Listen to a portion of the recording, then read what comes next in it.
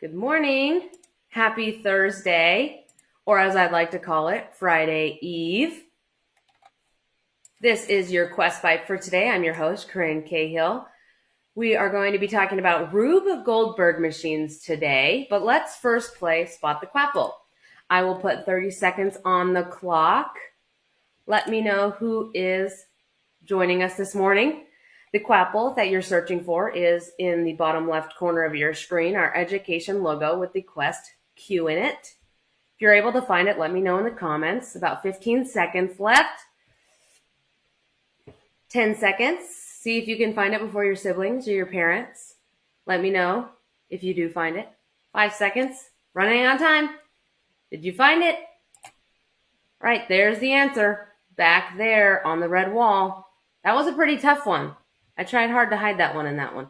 So this picture is a Rube Goldberg machine, a very intricate one. So let's explain what those are. Rube Goldberg machines are named after an American cartoonist who drew many designs that performed a simple task in an indirect and overly complicated way. Typically, there's a series of simple, unrelated devices that trigger the next device to go, like the ultimate line of dominoes.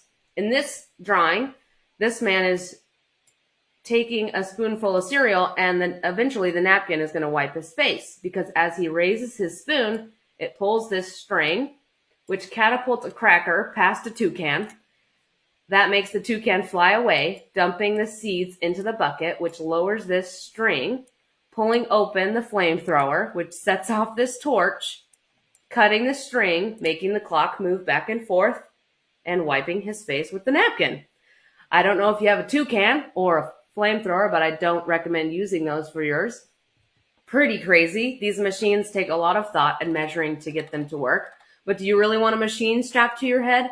Let's look at one that's a little more realistic. Jacob Dunn made this Rube Goldberg machine to feed his dog. At the beginning, the phone is going to ring, sliding down the book, hitting that roll of dominoes, which will roll the ping pong ball into another thing of dominoes, hitting the car, which will roll into another row of dominoes.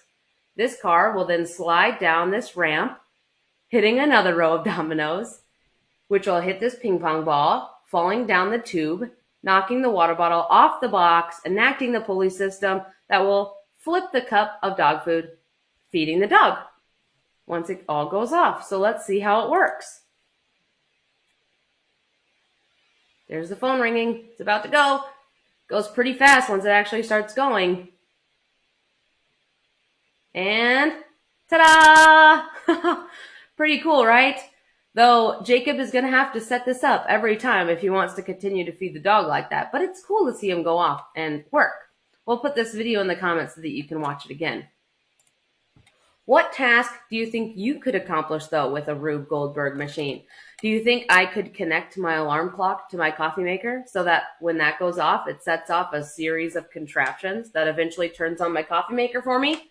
That would be something. Start drawing up some ideas and try and put one together today. They don't have to use that many dominoes, but you're more than welcome to do that.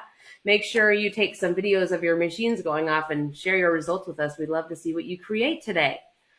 I hope you learned something, though, about Rube Goldberg machines. Tomorrow, we are going to be talking about architecture and how to build the best fort ever. Until next time, continue onward in your quest for knowledge, and thanks for watching.